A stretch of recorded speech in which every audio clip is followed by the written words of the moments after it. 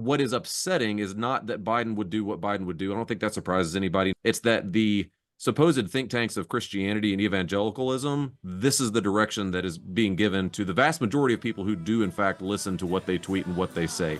That's upsetting. Glory, hallelujah.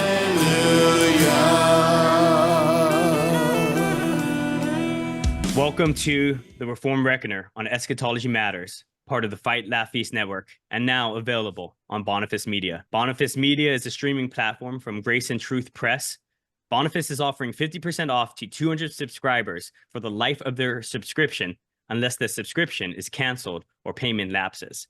If you'd like to take advantage of this offer, then head on over to boniface.com, that's BONAFICE.com, and enter the codes Alpha Test or Beta Test, all capital letters, to apply your 50% discount. And hey, speaking of reckoning, I reckon you ought to read the Puritans.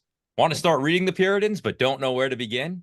Well, Puritan Treasures for Today from Reformation Heritage Books has you covered, because it makes the riches of these godly writers of old accessible for the modern reader. With updated language and helpful introductions, these classic works from John Owen, Jeremiah Burroughs, and more are the perfect starting point for the curious reader. Learn more about the Puritan Treasures for Today at heritagebooks.org/Puritan Treasures. Again, that is heritagebooks.org/Puritan Treasures, and use code EMATTERS for a percentage off of your entire order. And while you're there, order yourself a copy of Wait and Hope, Puritan Wisdom for Joyful Suffering, recently published by Reformation Heritage Books, but authored by me, Jacob Tanner. I feel like you added something onto that ad read. We'll let it By slide. the way, you right now can go vote for me over on X. If you go over to the Dead Men Walking page, you'll see that there is a big competition happening right now between Reformed pastors, Reformed podcasters, and if you win the competition, if you get the most amount of votes, you win a cigar package from 1689 Cigars. And listen, I don't smoke cigars, pretty sure I never will, but I want those cigars. So go over there and vote for me right now, and together we can make sure that we focus on seeing what can be unburdened by what has been. That's good. You're actually not a part of that, but they can use all of that electoral fervor and vote for Josh Howard. There's been some accusations of election fraud. I myself would not wade into those things. I hear Megan Basham's writing a book about it. Keith Foskey's been accused of only biting cigars and not actually smoking them, and yet there he is in the bracket. So we'll trust the process, because the American people deserve to know. So thank you. 100% election fraud. I should be in this thing. So as you guys could probably tell, we have a little bit of different structure to the Reformed Reckoner Eschatology Matters news show. We're going to be including Josh and Jacob into these, have a conversation. Hopefully it'd be a little bit more dynamic that way. And then also maybe bring some guests in to kind of help kind of spice things up. Diving into kind of the big news story of the week. Obviously, if you were at church like I was when the news broke, you might have not have caught it, but certainly by now everyone's heard that President Joe Biden is stepping down for the 2024 election. He posted a Twitter document as his way of doing. He hasn't spoken publicly about it since in person, but I'll read just a portion of it. He says, "My fellow Americans, over the past 3.5 years, we have made great progress as a nation. Today, America has the strongest economy in the world." And he goes on to say other silly things like his so-called successes. America has never been better positioned to lead than we are today. And he says, "I know I could have done none of this without you. We've revitalized, strengthened our alliances, all this, yada, yada, yada." And then he finally says this: "And while it has been my intention to seek re-election, I believe it is in the best interest of my party and the country for me to stand down and to focus solely on fulfilling my duties as president for the remainder of my term." So it's official. All the conspiracies, all the questions about is Biden really the person going to be running against Donald Trump have been confirmed that he will not be. So men, kind of before we dive into who we think is going to be the person who's going to be propped up by the DNC, kind of initial reactions when you heard this. Everybody's noticed the cognitive decline. I think the fact that anybody was really surprised during that debate was kind of telling in and of itself. But so when you've seen that for a while, you sort of expect, everyone has those around them that sort of influence decision making. It doesn't appear that President Biden had a whole lot of decision making at all toward the end. So the fact that he's not sort of steering those things, it makes when a world event like this happens, there's always the rush to a conspiracy theory or to just wonder what's actually happening. Everything about this situation seems like it has sort of stoked the firewood of conspiracy theories. There's a whole lot of questions to have, and the fact that nobody's seen President Biden in the hours after that decision was made is just everything about this sort of is a tinderbox as far as I can tell. So I'm going to go right into the conspiracy theory mode. Right after I first say this, I'm not surprised that he was taken out of the upcoming election. I thought for sure either it was going to happen that they would take him out before, or he would somehow, quote unquote, win the election. And then they would say that he was no longer fit and Kamala would be put in ahead of him as the president. Obviously, they've taken him out before, but I keep saying they because every single thing that we've seen from Biden over the previous 2 weeks has been he's going to run. People bring up, are you able to, or are your mental faculties running? Are you able to be the president? And every single time he would get defensive and he would say, yeah, absolutely, I can do this. I'm the guy that's going to beat Trump. They went so far as to ask him, what if every single person told you were going to lose and Kamala would be the one who could win? He still said, nobody's saying that. Literally everybody was saying it, but he goes, nobody's saying it. I'm still going to be the guy who beats Trump. Now, he's taken out. And what's interesting, a couple of things have been pointed out on first of all, this has never happened before. A Twitter or an X account is where he posts that he is no longer going to seek re-election. I think that's noteworthy. What a time to be alive, itself. right? Yeah. That's announcements through Twitter. And from what was posted anyway, which I would assume it's true, it was on Twitter, but they said that his staff had to find out through a Twitter post, which in our day and age is not unsurprising, right? Like I could believe that would happen. It's not unsurprising, but that is also really, really strange. And it's also strange that he does this in the midst of having COVID and nobody has seen him. Nobody has heard from him. And the letter on which he made the statement isn't actually official letterhead from the office of Biden. So I've seen, the conspiracy going around is that this is some sort of coup, that this has been planned, that basically they orchestrated all of these events so that Biden would end up with COVID. And when he's at the height of the worst of the illness, the Twitter handlers make this announcement on his behalf, and that basically he would have woke up this morning and saw that he was taken out of the election, and now to save face, he just has to go along with it. It's either that or this is a really elaborate Weekend at Bernie's episode that's happening right now. Weekend at Biden's, where he is potentially either missing, or dare I say, I would not be surprised at the time of this recording if it comes out within the next few hours or even tomorrow that Biden has died.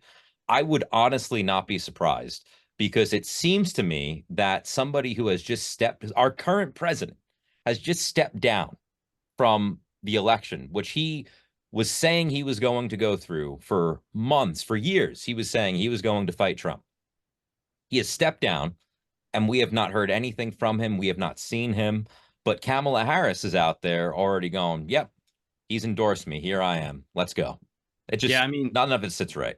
I know, 100%. And I think with conspiracy theories, you always want to have like this big narrative. And we even talked about this in our last, video that we did together, just about the narrative and people being surprised or not being surprised. I think if you were really surprised about him stepping down, I feel, again, you haven't been paying attention. You have clearly been inundated with a bad narrative. But what's obvious, I think, Jacob, you made the great point, is he was very adamant. Like one of the quotes he says, like, perhaps, like maybe if God told me, I would do it, right? And so what's very interesting is, well, then who is this God figure that has actually caused this to happen, right? In other words, is there someone more powerful that he's submitting himself to, or is it that he's being overpowered and overstrengthened by that? And I do think that kind of stuff is going to be very important, looking out kind of what's going to happen next to see who's getting picked up. Obviously, Biden and that team are throwing their weight behind Kamala Harris.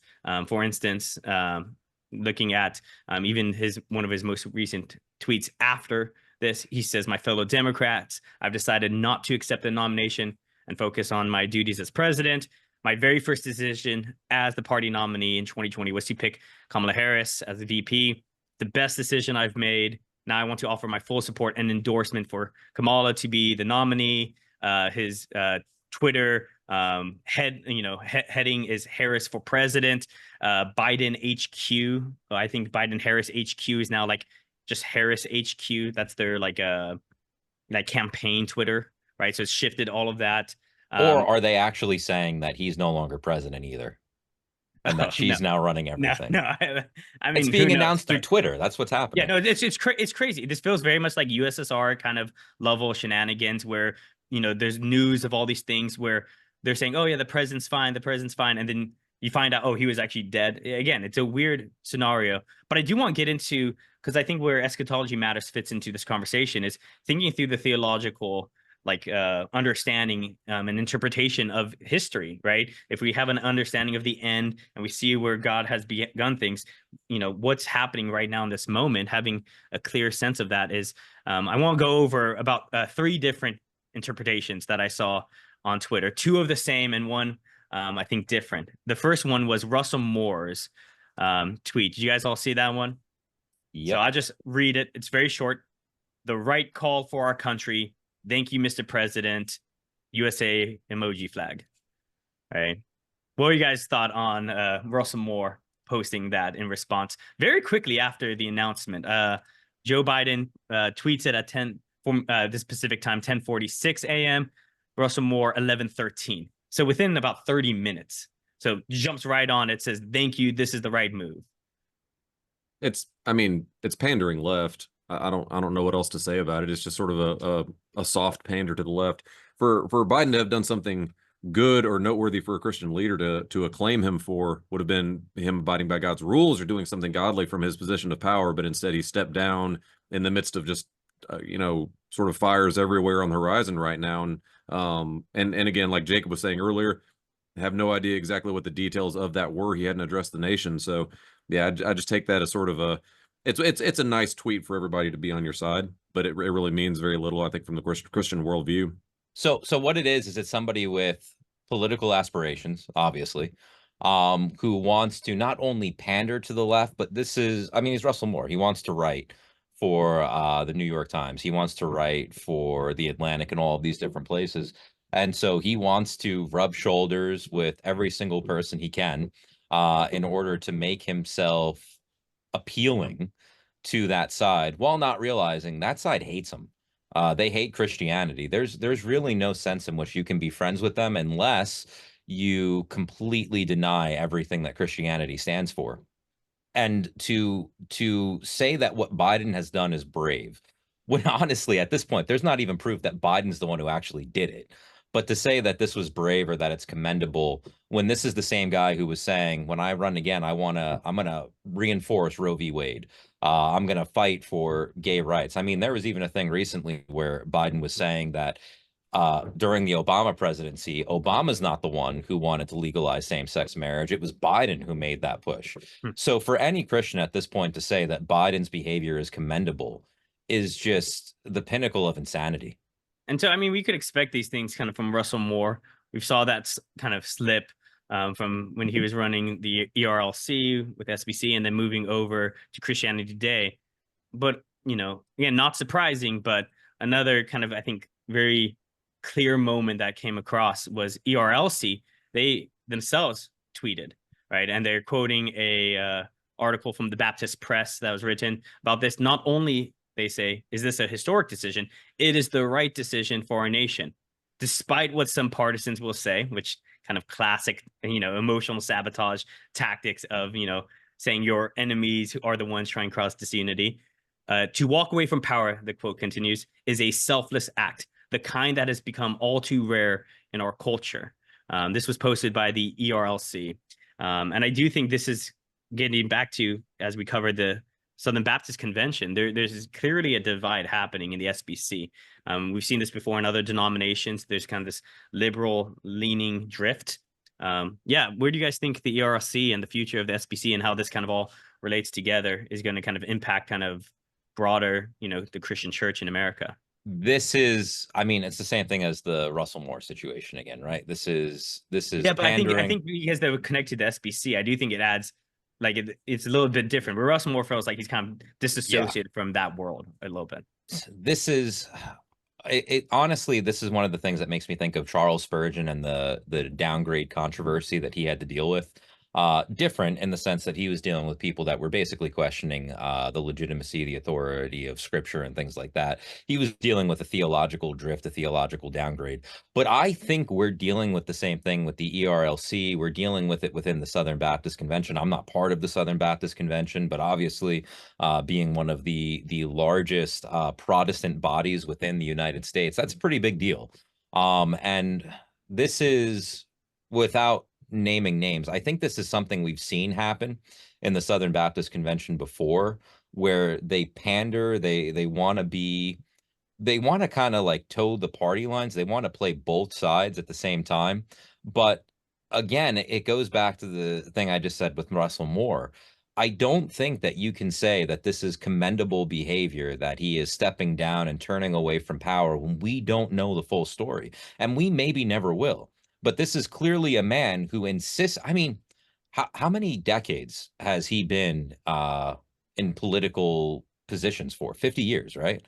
It's an insanely long amount of time to accomplish basically nothing. But it's amazing to me that we're now saying that this is commendable behavior when clearly I don't think there's much that we can actually commend here. This is a man, speaking of Biden, this is a man who, with the Roman Catholic Church that he was a part of, basically got kicked out of taking communion because they said your stances are against what Scripture says. If even the Roman Catholic Church is going to rebuke you, why in the world can't the ERLC? Why can't the Southern Baptist Convention say this isn't right, this isn't biblical behavior, this isn't holy, this isn't righteous? Now, I'm not saying either that I think it's bad that he stepped down. I kind of wish he would have stayed in. I was kind of looking forward to the train wreck. But anyway, Debate number 2. yeah, like I was really geared up for that. I thought it was going to be excellent. But I just don't see how we can at the same time say it's great that he stepped down. I mean, basically what you're saying is this is going to be great for the Democrat Party. And how could you possibly want to reward or commend the Democrat Party when we see the sinfulness and the wickedness that they have stood for over the past decade? This too reminds me of like on this same show, I reviewed a kind of article that argued, and maybe this is just a more Baptist and maybe even almost Anabaptist flavor of, the world is going downhill, right? There is a kind of a clear sign that things are going to get worse and worse and worse. And so a thing like this that isn't saying, doesn't want conflict, seeking peace, seeking kind of all, things to be kind of neutralized, right? You notice with Trump and Biden, there's a kind of this more and more heat where there's a lot of excitement and zeal going around Trump. And I wonder if they promote something like this because they want to keep things steady in the current kind of status quo, right? Kind of saying on Twitter is this post-war consensus, right? And kind of keeping things as they always were, instead of realizing like there is clearly a sinful problem in America, and that needs to be addressed kind of head on. And again, Trump's not going to be our spiritual leader and guide in that, but through him and what he could do, I think that will allow for more opportunities for the church and to engage in these kind of this kind of war for kind of the soul of America in a lot of ways.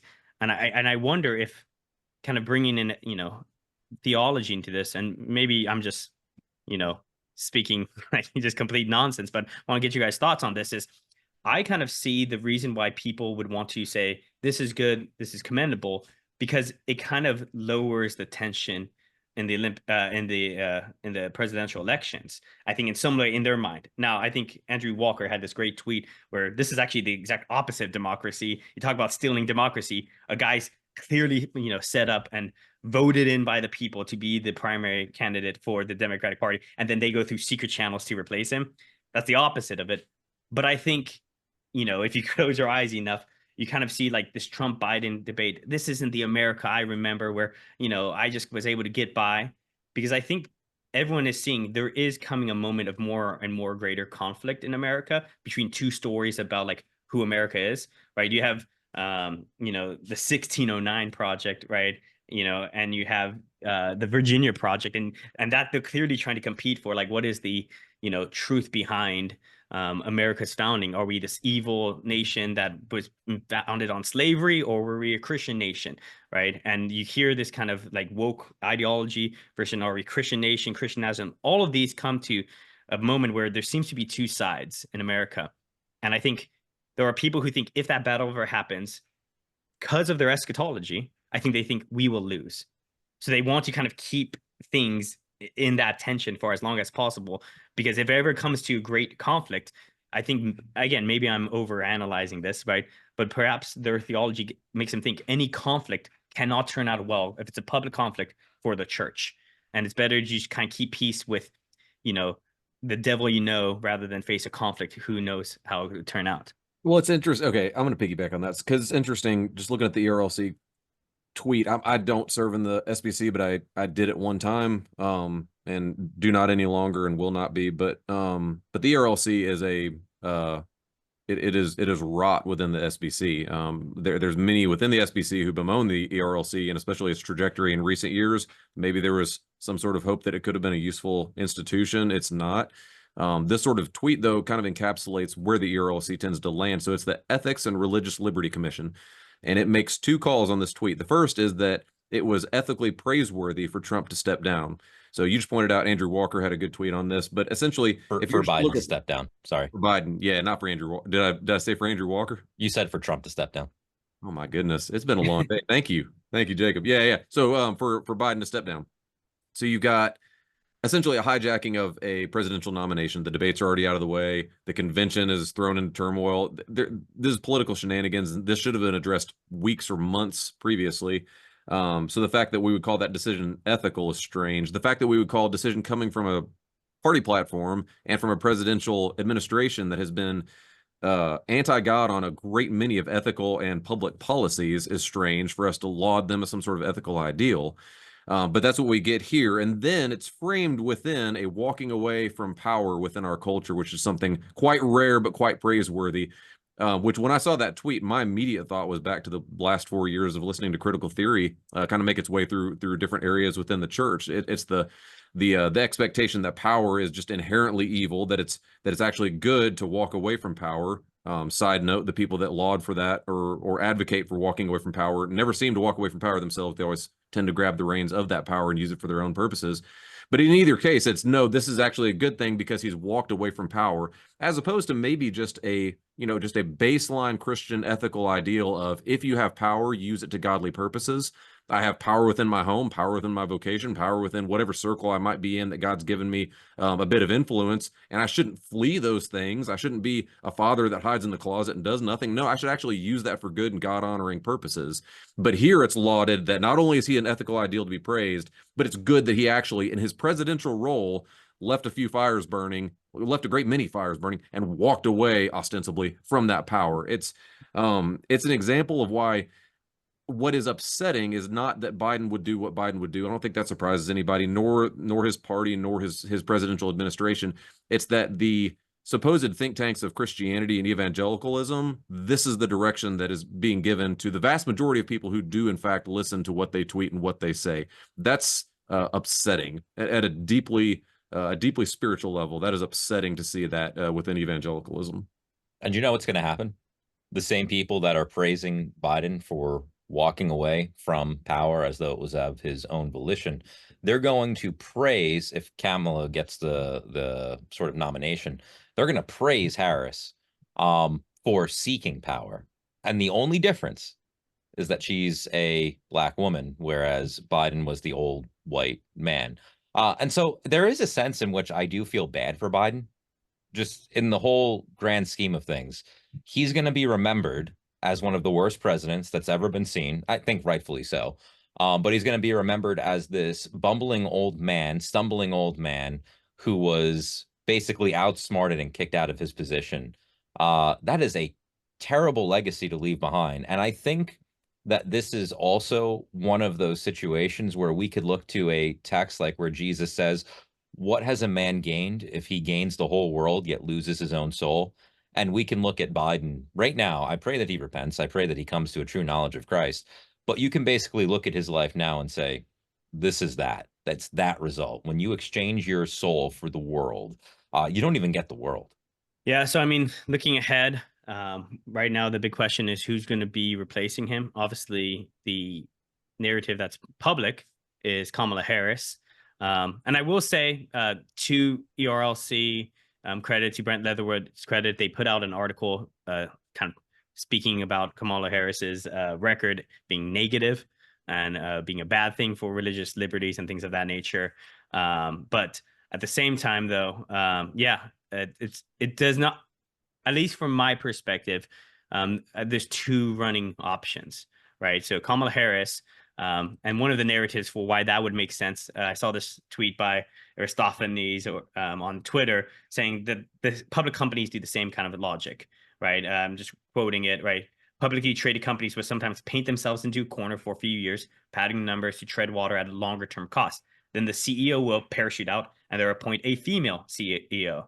And they say it's historic, it's diverse, it's evidence that we're forward thinking. And then after a few quarters, that fails. And then people get defensive when problems are brought to her. And then, you could make some charge about, gender and misogyny and things of that nature. And then it crashes.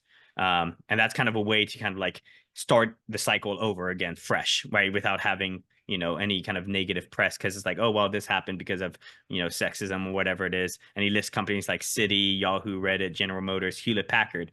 So it's possible that, and this is something I've been thinking is, well, if Kamala Harris steps in, it's kind of to use her as someone to be able to say like, oh, see, they're already assuming they're going to lose to Trump. And so Kamala Harris is just a person that could be kind of like the fall person, like, hey, oh, this is sexism, whatever it is. And that's why we didn't get it.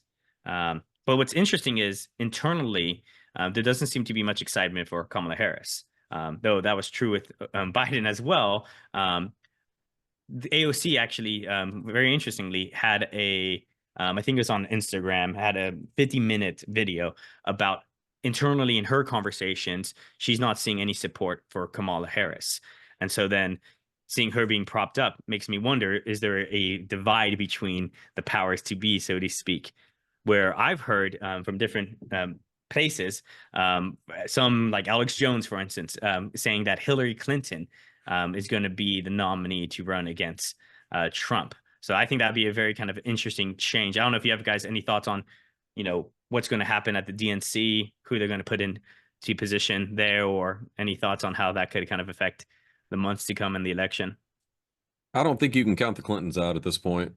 I mean, Hillary's still around and she's still a pretty recognizable name and still a lot of power there, but yeah, I don't know. It's hard to predict things this year, honestly. It's already been an eventful few weeks. Yeah. I'm still kind of thinking that they would want maybe to put Gavin Newsom in. I feel like he would tick a lot of their boxes and would be an improvement in that he's younger at least than Biden was. But at the same time, I don't know if I could see Hillary doing it again. She already lost to Trump. I mean, I don't think they would try it again.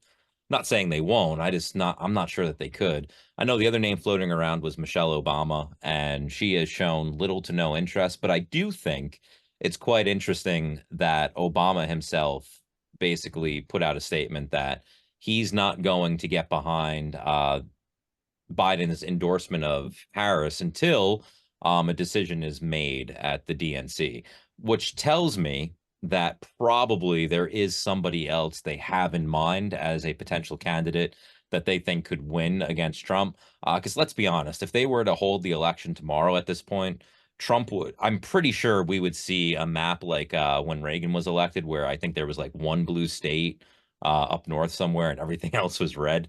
That's probably what we would see at this point, because she is for no other reason than her sort of her personality, her ideas, her political agenda. She is extremely unlikable to a lot of different people.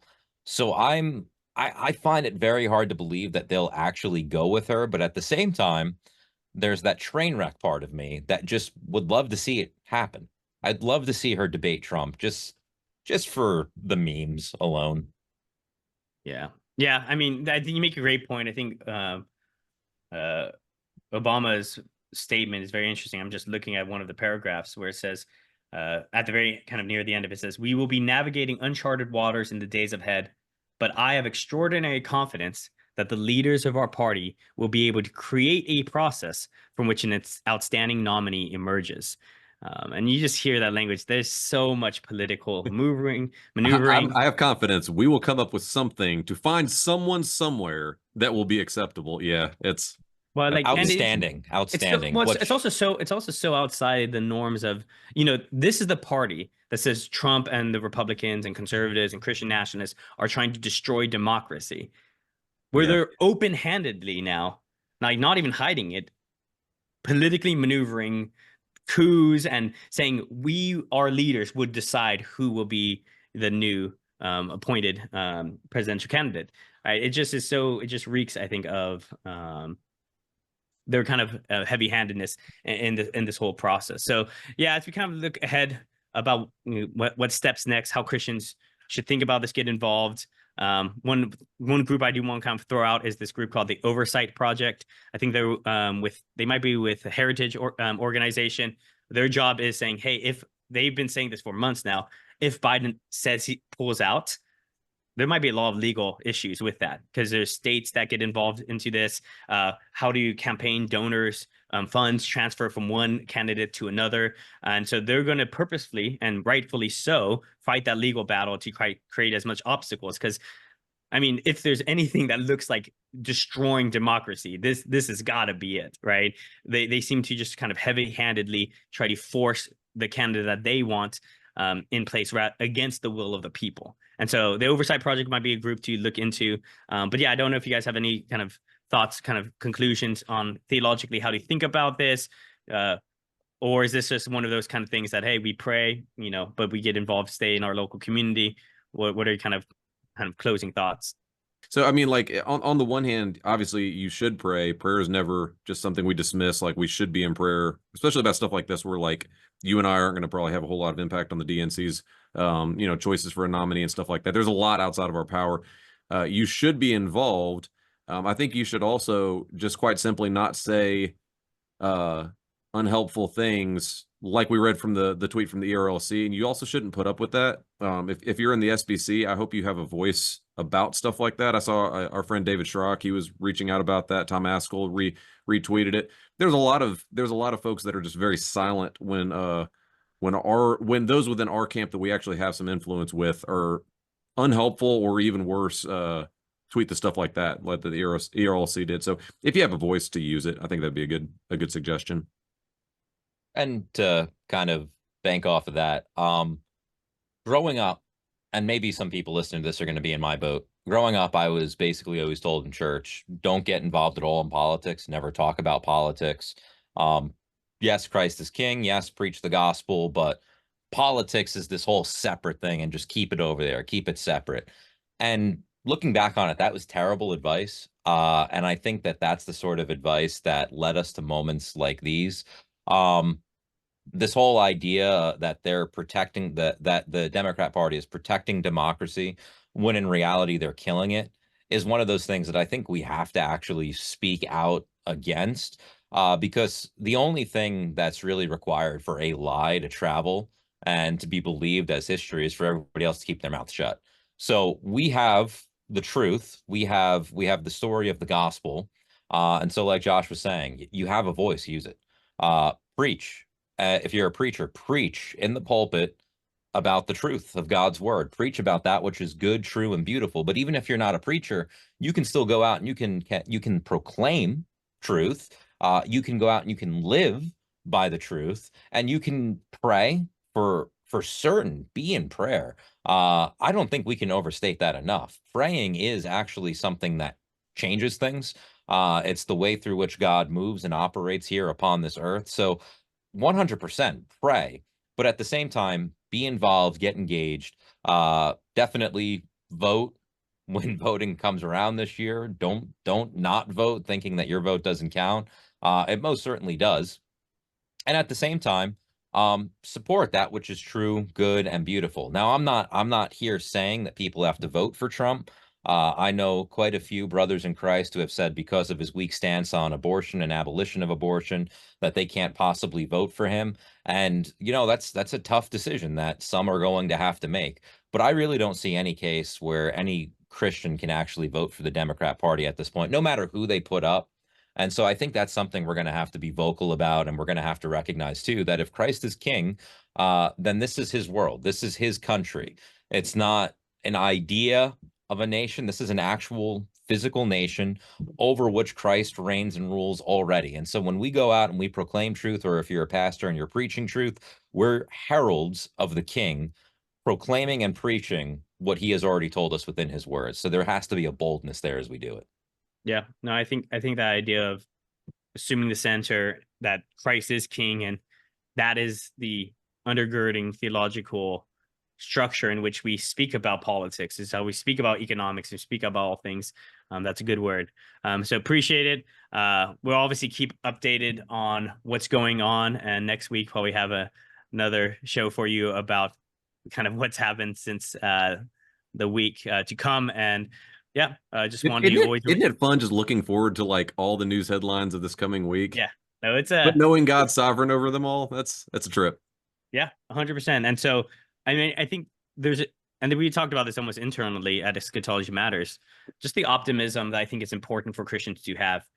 It's good to be cynical in places. It's good to be doubtful. There's liars, there's evil being done, but ultimately, Christ is Lord, and He's King. Amen. And that, I think, sets the trajectory. And so every episode that I do of Reformed Reckoner, I actually quote from 1 Corinthians 15, just because I think it's such a good reminder of us, of how we should think, that Christ is raised from the dead. And if that's the case, it says, be steadfast, immovable, always abound in the work of the Lord. Right. So I just want to say that as a last word, and we'll catch you guys next week. Thanks. Seated here at my right hand, the Lord to my Lord did command, for of these heathen I will make a kingly footstool for your sake. The Lord shall. By the way, I just want to share, I am the humblest man that any of you will ever meet. And if you argue with me, I will literally fight you.